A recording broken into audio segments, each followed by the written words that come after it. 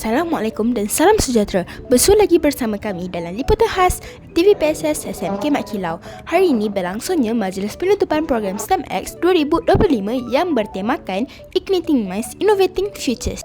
Program yang dijalankan sepanjang minggu ini telah menghimpunkan pelajar dari pelbagai tingkatan untuk meneroka dunia sains, teknologi, kejuruteraan dan matematik melalui aktiviti dan pertandingan yang mencabar minda.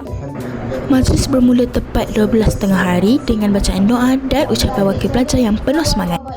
Seterusnya, ucapan penutup telah disampaikan oleh Tuan Pengetua SMK Mat Kilau yang menzahirkan rasa bangga atas penglibatan aktif pelajar dalam aktiviti STEM sepanjang program berlangsung. Majlis diteruskan dengan gimik penutupan rasmi program STEMx 2025 sebagai simbol kejayaan pelaksanaan program yang penuh inspirasi ini.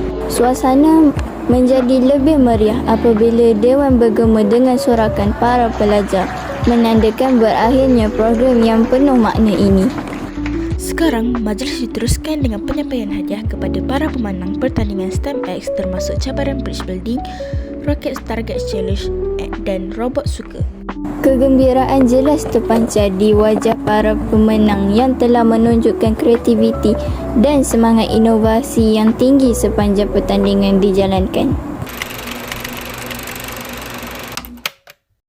Majlis Penutupan Program STEMx 2025 melabuhkan tiranya dengan penuh kejayaan dan inspirasi. Semoga semangat Igniting Mind Innovating Future terus membakar keinginan warga SMK Mat Kilau untuk berinovasi dan mencipta masa depan yang gemilang.